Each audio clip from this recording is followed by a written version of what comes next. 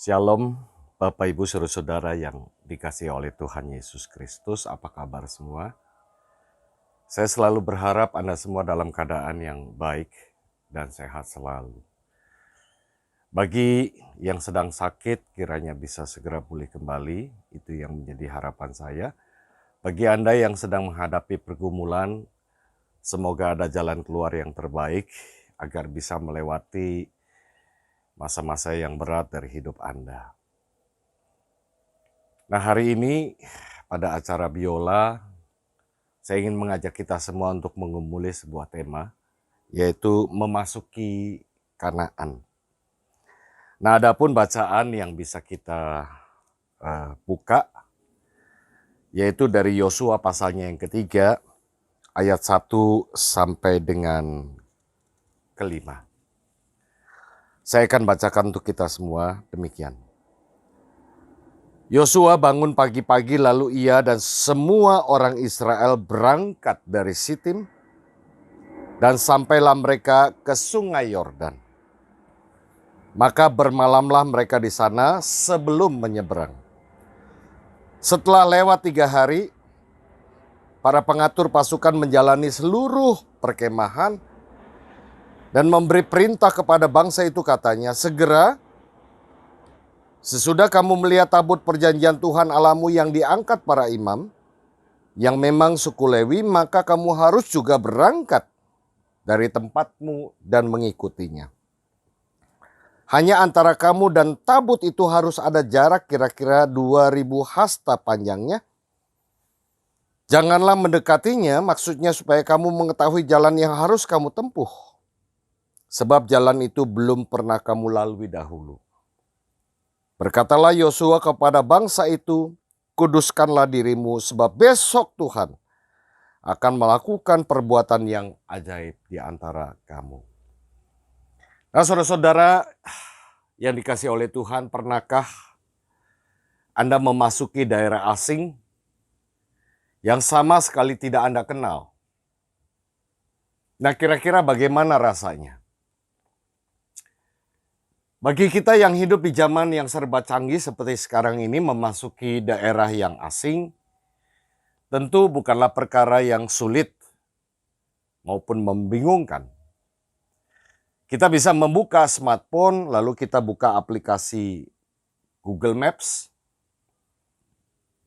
Kita cari tempat yang Anda akan tuju, maka Anda akan diberi petunjuk jalan mana yang harus Anda lewati untuk menuju tempat itu. Begitu simple. Sekalipun memang terkadang ya kita juga tersesat karena jalan yang ditunjukkan seringkali bias gitu ya. Hanya dengan Google Map kita terbantu. Nah, bahkan untuk bisa mengenal tradisi atau makanan yang terkenal di daerah yang tidak kita kenal itu, kita bisa buka Google. Tinggal ketik kuliner yang terkenal di daerah asing itu, atau tinggal klik daerah itu, kita ketik daerah itu, maka Google akan menunjukkan semua informasi yang ingin kita ketahui. Begitu simple hidup di zaman yang serba canggih seperti sekarang. Tetapi saudara-saudara, bagi bangsa Israel yang akan memasuki Kanaan, apa yang menjadi patokan mereka memasuki negeri yang dijanjikan Tuhan itu? Mereka tidak punya Google Maps, mereka tidak punya Google, artinya zaman yang sangat serba terbatas. Teknologi yang masih sangat sederhana. Nah, kalau kita melihat ke belakang, saudara-saudara, membaca kembali kisah Abraham, maka kita akan tahu bahwa Kanaan adalah negeri yang Tuhan janjikan kepadanya dan keturunannya. Nah, janji itulah yang membuat Abraham mau meninggalkan tempat tinggalnya yang telah memberinya kenyamanan dan kemapanan menuju tempat yang sama sekali tidak diketahui.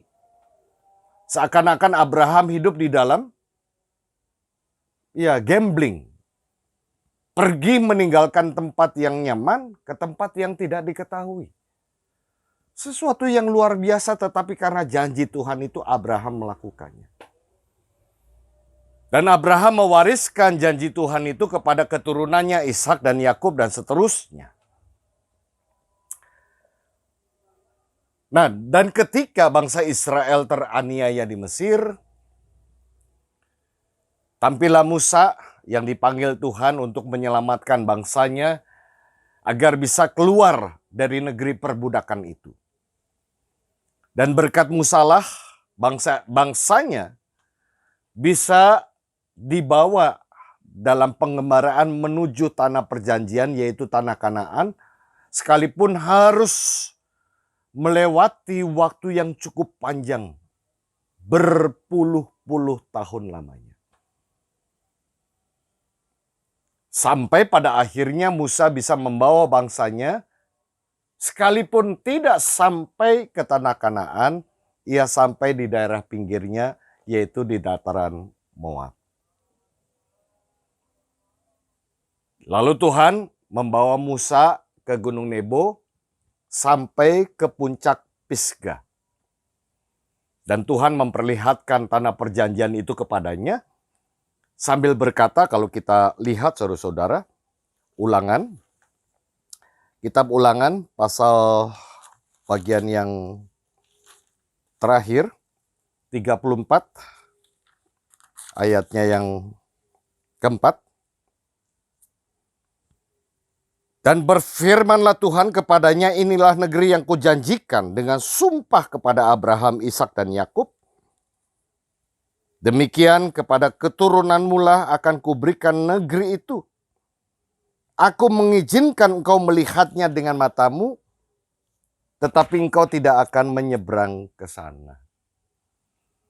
Jadi memang tugas Musa sampai di situ. Dia yang telah berjuang menyelamatkan bangsanya dari tempat perbudakan, memimpin bangsanya dalam perjalanan yang cukup panjang. Sekalipun jasanya luar biasa, tetapi Musa merasa cukup hanya dengan melihat tanah perjanjian. Boleh dikata dia adalah pelopor yang bisa membawa bangsanya sampai ke pinggir tanah perjanjian itu. Nah, setelah itu Musa meninggal dunia, dan Tuhan sendirilah yang, kalau menurut Alkitab, Tuhanlah yang menguburkannya, sehingga ya sampai sekarang konon tidak ada seorang pun yang tahu di mana persisnya letak kuburan itu. Ya mungkin juga supaya orang tidak menyembahnya dan seterusnya dan sebagainya, karena orang seringkali kemudian mengidolakan, ya kadangkala terlalu berlebihan, bukan sekedar mengidolakan kemudian menyembahnya. Nah, kita lanjutkan saudara-saudara. Bangsa Israel telah bersiap untuk memasuki tanah perjanjian. Dengan apa? Dengan berbekal informasi yang pernah diberikan oleh 12 pengintai. Memang 10 pengintai memberikan informasi yang negatif.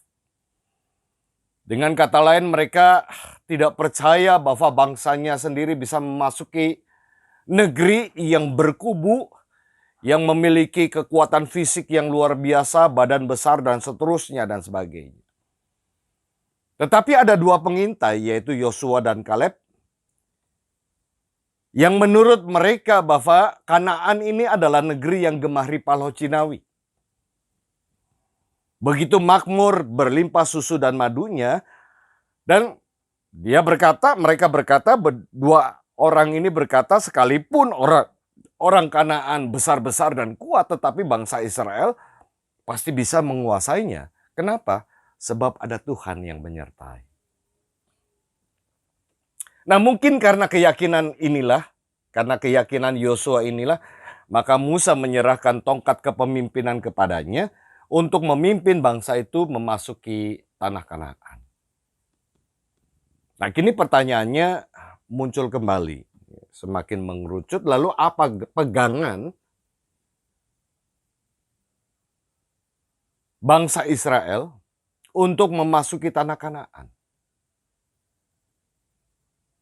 Mereka tidak bisa mengabaikan bahwa negeri itu berkubu. Orang-orangnya besar-besar dan kuat. Sekalipun negeri itu begitu makmur, begitu subur, ya seperti kalau lagu Kus Plus ya. Tongkat kayu dan bambu bisa jadi tanaman, tinggal tancap karena saking suburnya. Tetapi mereka tidak bisa mengabaikan bahwa itulah kenyataan. Itulah tantangan yang sangat tidak mudah untuk dihadapi. Bila mereka hanya mengandalkan kekuatan sendiri. Apalagi kalau melihat menilik diri mereka, ya bangsa Israel sudah lelah melakukan perjalanan 40 tahun lamanya dari Mesir sampai ke tanah perjanjian. Mereka tidak memiliki kekuatan militer yang cukup. Mereka tidak terlatih. Dan juga tidak memiliki persenjataan yang cukup hebat dibandingkan orang-orang Kanaan. Jadi apa bekal mereka, apa pegangan mereka untuk bisa menguasai tanah perjanjian? Yang mereka miliki hanyalah hope, hanyalah keyakinan, hanyalah iman. Sesuatu yang mungkin bagi orang ini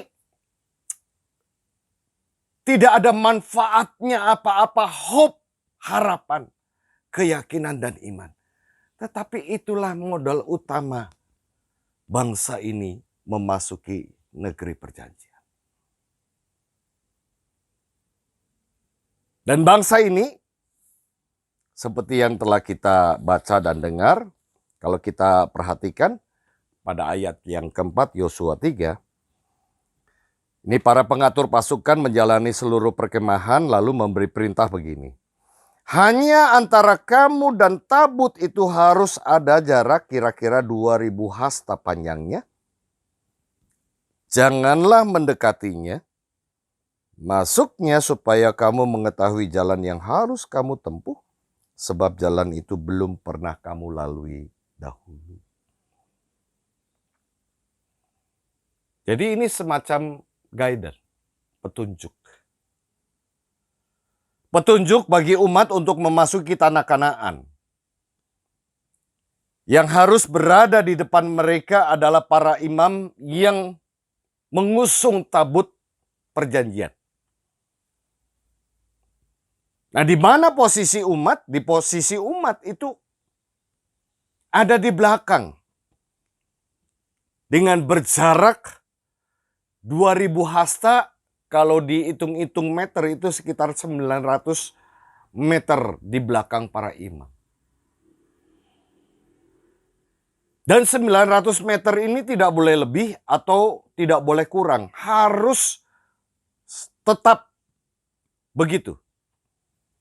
Jadi jaraknya harus tetap diatur 900 meter jaraknya.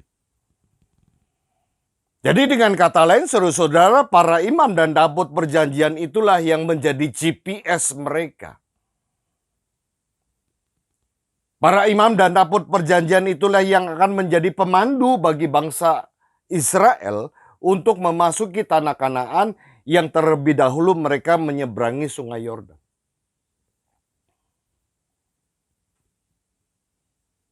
Dan ketika mereka mematuhi itu dengan tetap hidup kudus, mereka mengalami pengalaman yang sangat luar biasa. Mujizat Tuhan terjadi. Mereka bisa menyeberang sungai Yordan. Lalu mereka berkemah, kalau kita baca seterusnya, bisa berkemah di Gilgal. Lalu mereka menyunat generasi Israel yang lahir di padang gurun, serta merayakan Paskah, dan setelah itu mereka bersiap menaklukkan kota-kota tanah Kanaan dan menikmati negeri yang telah Allah janjikan itu. Nah, Bapak Ibu saudara-saudara yang dikasih oleh Tuhan. Dari kisah ini Apa yang bisa kita renungkan bersama untuk menjadi paling tidak pegangan bagi hidup kita? Menurut saya, saudara-saudara, setiap hari itu ibarat kita memasuki tanah Kanaan. Memasuki kehidupan yang tidak pernah kita ketahui apa yang akan terjadi. Ya kita sadar betul bahwa hidup kita ini unpredictable, tak pernah bisa diduga. Kita bisa mengalami kesenangan luar biasa, mungkin juga kita akan mendapatkan kesusahan. Mungkin kita akan tertawa dan bahagia, bisa jadi kita juga akan mengalami kesedihan. Mungkin kita akan mendapatkan rezeki yang berlimpah.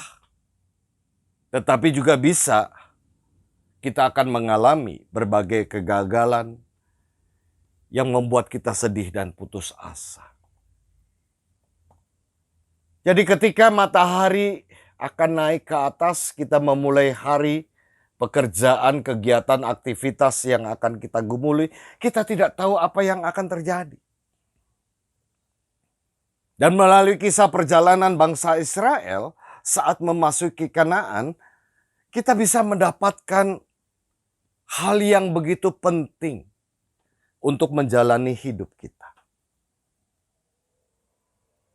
Paling tidak ada dua hal yang bisa kita catat, saudara-saudara. Yang pertama, ya seperti bangsa Israel yang tetap berpegang jarak 900 meter antara para imam dan tabut perjanjian dengan mereka. Mereka tetap setia berpegang pada perintah Tuhan itu. Hanya itu, dan itu menjadi GPS mereka yang menuntun mereka. Nah, kalau kita tarik di dalam kehidupan kita, ya maka ketika kita memulai hari, mulailah hari dengan berdoa. Dan ketika kita jalani hari itu, kita jalani dengan segala antusias, bersemangat, dan bersiap dengan segala kemungkinan.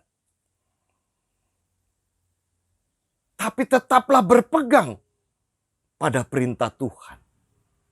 Jangan menyimpang ke kiri ataupun menyimpang ke kanan, tetap teguh.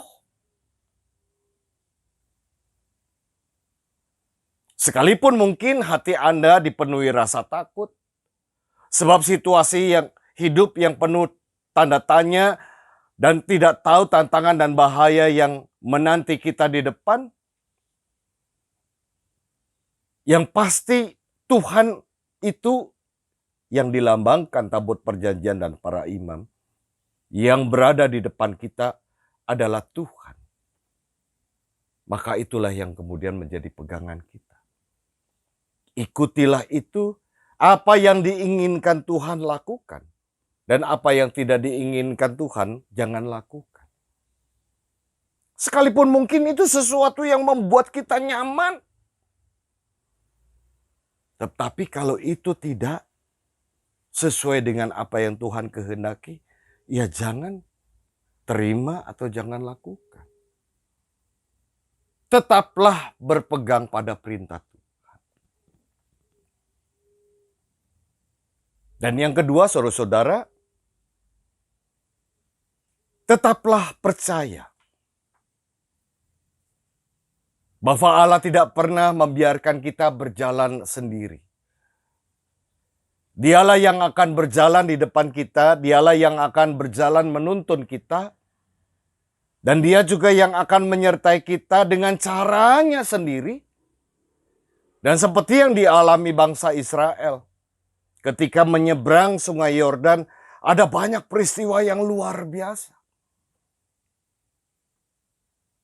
Tuhan bisa mewujudkan mujizatnya sebagai tanda penyertaan dan pemeliharaan atas hidup kita, ya tentu dengan cara, bukan dengan cara kita. Dan disinilah bagaimana kita berserah penuh kepadanya. Tuhan pasti akan memberi yang terbaik. Sekalipun mungkin hari yang kita lalui itu begitu syarat dengan kesulitan, tetapi tetaplah percaya bahwa Allah memelihara hidup kita, Allah dengan caranya yang akan menyertai hidup kita. Dua hal itulah yang menjadi paling tidak pegangan untuk kita bisa memasuki hari ini, hari esok, hari depan, dan hari-hari selanjutnya. Demikian saudara-saudara materi biola hari ini. Semoga bermanfaat bagi kita semua. Tuhan Yesus memberkati Anda. Amin. Mari kita berdoa. Terima kasih Bapa untuk penyertaan Tuhan yang luar biasa. Dan kami percaya Engkau akan menuntun hidup kami, Engkau akan menyertai hidup kami. Dan karenanya kami serahkan segala perkara yang mungkin terjadi. Ketika senang, kami ingin tetap memuliakan Tuhan dan bersyukur kepadamu. Dan ketika segala kegagalan dan kesusahan, kami juga tetap berpegang pada Tuhan, karena kami yakin Tuhan selalu memberi yang terbaik, dan Kau bisa menyatakan segala perkara dengan kuasa-Mu, dengan kekuatan-Mu. Kami ingin berdoa untuk setiap mereka yang saat ini sedang sakit, yang berada di rumah, dirawat di rumah, maupun mereka yang saat ini terbaring lemah di rumah sakit. Engkau berkati mereka satu persatu, jadikanlah obat, makanan, perawatan yang diterima, itu sebagai kekuatan yang Tuhan berikan, sehingga pemulihan bisa diwujudkan sebagai karunia yang Tuhan berikan kepada mereka, tetapi yang lebih utama adalah biarlah mereka tetap mengandalkan kekuatan Tuhan, baik yang sakit maupun keluarga. Kami juga ingin berdoa Tuhan untuk teman-teman kami yang mungkin menghadapi hari dengan rasa takut, penuh dengan kegelisahan, karena membayangkan tantangan di depan begitu berat. Apalagi kami menghadapi kasus COVID yang terus meningkat dengan varian baru Omikron. Kami yakin dan percaya dengan tuntunan Tuhan, dengan kami tetap menjaga protokol kesehatan yang baik. Segala mara bahaya bisa dijauhkan dari hidup kami, dan kami yakin dan percaya Engkau juga yang akan menolong pemerintah, menyadarkan masyarakat untuk tetap menjaga kesehatan dengan sebaik-baiknya. Dengan prinsip bahwa ketika kami menularkan sesuatu, berarti kami tidak sayang kepada mereka. Tetapi ketika kami menjaga kesehatan kami, itu berarti kami juga sayang kepada orang-orang yang kami jumpai. Terima kasih Bapa, kami bersyukur, kami berdoa di dalam nama Tuhan Yesus Kristus. Amin. Sampai jumpa pada materi biola selanjutnya.